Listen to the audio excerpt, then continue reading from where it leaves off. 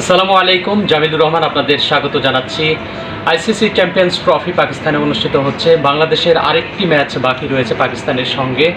আজকে অস্ট্রেলিয়া এবং দক্ষিণ আফ্রিকার ম্যাচটি পরিত্যক্ত হয়েছে, এক এক পয়েন্ট ভাগাভাগি করেছে। আগামীকাল মোকাবেলা করবে ইংল্যান্ড এবং আফগানিস্তান। আমার সঙ্গে রয়েছেন ধারাভাষ্যকার আনোয়ারুল আলম চৌধুরী। আনোয়ার ভাই, আপনাকে স্বাগত জানাচ্ছি। জি, অনেক ধন্যবাদ। বাংলাদেশ তো বিদায় নিল, জি, আরেকটা ম্যাচ রয়েছে। কি মনে হচ্ছে সেই ম্যাচটাতে পাকিস্তানের বিপক্ষে কাকে ফেভারিট ভাবছেন? আমি বলছিলাম অফ এয়ারে আপনার সাথে যে আসলে এই যে ম্যাচটা শেষ ম্যাচ, আমরা দুটো ম্যাচে পরাজিত হয়েছি এবং এই দুটো ম্যাচ থেকে আসলে তেমন কিছুই আসেনি, কিন্তু একটা ম্যাচ যেটি পাকিস্তানের সাথে আমরা খেলবো, এই ম্যাচটাতে আমার মনে হয় যে বাংলাদেশের দিকেই পাল্লাটা ভারী থাকবে। কারণ বাংলাদেশ টিমের বোলিং আক্রমণ, বিশেষ করে আমি বলতে চাই যে বোলিং আক্রমণটা কিন্তু পাকিস্তানের চেয়ে ভালো। কারণ পাকিস্তানের যে বোলিং আক্রমণ, তারা কিন্তু 5 জন স্পেশালিস্ট বোলার নিয়েও খেলছেন আমার যেটা মনে হয়। আপনার শাহিন শাহ আফ্রিদি, তারপরে আমরা যদি বলি নাসিম শাহ এবং আবরার আহমেদ এবং হারিস রৌফ, এই 4 জন কিন্তু তাদের মেইন বোলার আসলে যদি বলেন। বাকি যে তারা ফিফথ অপশনটা নিচ্ছে, সেখানে কিন্তু তারা বল করাচ্ছে, ধরেন খুশদিলকে দিয়ে বল করাচ্ছে কখনো, বা বোলিং করাচ্ছে আগা সালমানকে দিয়ে। তো আমি জানি না, হয়তো তাদের যেমন আমরা জানি যে আরও একজন বোলার তারা হয়তো ইনক্লুড করবে কিনা সেই ম্যাচটাতে বাংলাদেশের এগেনস্টে। কারণ তারাও হয়তো চাইবে যে দুটো ম্যাচ তারা পরাজিত হয়েছে, একটা ম্যাচে জয় নিয়ে তারাও একটু চাইবে যে অন্তত কিছুটা মান রক্ষা করা। তো ব্যাটিং অর্ডারে ওপেনিংয়ে আপনি কাকে চান? ব্যাটিং অর্ডারে এখন আমার যেটা প্রশ্ন, যে গত দিনের ম্যাচটাতে তাও ধরেন যে শান্ত কিন্তু টপ অর্ডারে একটা ইনিংস রান করতে পেরেছেন। আর ওই যে একই আমার জাকের আলীকেই দেখছি প্রতিদিন, তিনি কিন্তু ওই মিডল অর্ডার বা লোয়ার মিডল অর্ডারের কাজটা করছেন। কিন্তু বাকি সময়টা আসলে এই যে মিডল অর্ডার ব্যাটারদের যে ব্যর্থতা, এই জায়গা থেকে বাংলাদেশকে বেরোতে হবে আসলে। এখন আমরা কথা বলছিলাম যে টিম কম্বিনেশনটা আসলে কেমন হবে, তাই না? আসলে কে থাকবেন কে থাকবেন না।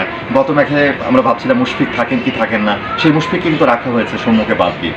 তো আমার মনে হয় যে আসলে বাংলাদেশ টিম ম্যানেজমেন্টও একটু সমস্যায় পড়েছে আসলে, যে অভিজ্ঞ ক্যাম্পেনারদের নিয়েও তো হচ্ছে না। মাহমুদুল্লাহ কিন্তু ব্যর্থ হয়েছেন গত ম্যাচটাতে। তো আমার মনে হয় যে যারাই খেলুক তাদের কিন্তু জ্বলে উঠতে হবে আসলে। অন্তত 2 জন বা 3 জন ব্যাটার যদি ভালো রান না পায়, তাহলে কিন্তু আর দিন শেষে এগুলো হচ্ছে ব্যাটিং ফ্রেন্ডলি উইকেট। আপনি, আমার তো ধারণা যে 280+ স্কোর না করে আপনি এই ম্যাচগুলো জিততে পারবেন। মোয়াজ্জেম হোসেন পলাশ, ধারাভাষ্যকার, শেষ ম্যাচের প্রাপ্তি কি হতে পারে? দেখুন, প্রাপ্তির জায়গাটা আসলে জয় হলেই তো প্রাপ্তির 16 কলা পূর্ণ, এমনটাই হওয়ার কথা। কিন্তু আদৌ কি তাই হওয়ার কথা? এরকমটা আসলে নয়। আপনি যদি একটু গভীরভাবে চিন্তা করেন, আসলে আপনি কি, আপনার দলটা আসলে কতটুকু ভালো খেলে জয়লাভটা করেছে, এটা হচ্ছে বড় প্রাপ্তির জায়গা। এখন ধরেন যে পাকিস্তান 170 করলো, আপনি দেখা গেল যে 9 উইকেটে 171 করলেন। এটা কিন্তু খুব একটা ভালো জয় বলে আমি মনে করি না। বরং আপনি যদি একটা ছোট্ট রানকে টার্গেট করে খুব অল্প সময়ের ভেতরে উইকেট হাতে রেখে জিততে পারেন, তাহলে একটা ক্রেডিট পেতে পারেন।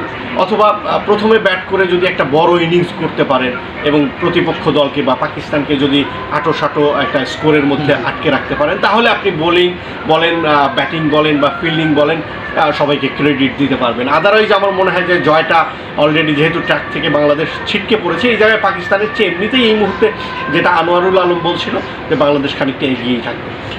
মুশফিককে রাখতে চান আপনি? আমার মনে হয় যে মুশফিককে একটু রেস্ট দেওয়া প্রয়োজন। সেক্ষেত্রে বোলিংয়ে এসে মুস্তাফিজের জায়গায় কি তানজিম সাকিবকে আবারও আপনি দলে না রাখেন? হতে পারে, এই চয়েসটা আপনার থাকতেই পারে। আপনি এটা বেছে নিতে পারেন যে তানজিম সাকিবকে আবারও খেলানো যেতে পারে। তবে এই জায়গাটায় যে পেস অ্যাটাক, আপনি নাহিদ রানা এবং সেই সাথে তাসকিন, এই 2 জনকে রেখেই কিন্তু আসলে বাকি 2 জনের কথা বলতে পারেন এদের মধ্যে। তাহলে ওপেনিং ব্যাটার হিসেবে আপনি কি ইমনকে দিয়ে ট্রাই করাবেন শেষ ম্যাচে? নিঃসন্দেহে সেটা করা যেতে পারে, কারণ যেহেতু আমাদের এখান থেকে আসলে পাওয়ার খুব একটা বেশি কিছু নেই, বা টুর্নামেন্টে আপনি সামনে যেতে পারবেন না। সুতরাং আমার মনে হয় যে পারভেজ ইমনকে একটা চান্স দেওয়াই যেতে পারে। আমি পলাশের পক্ষেই, পারভেজ ইমনকে আমি চান্স দিতে চাই।